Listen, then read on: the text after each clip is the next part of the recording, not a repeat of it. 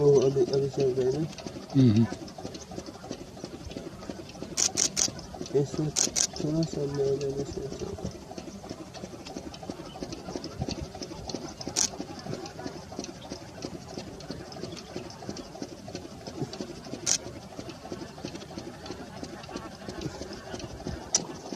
ये बात है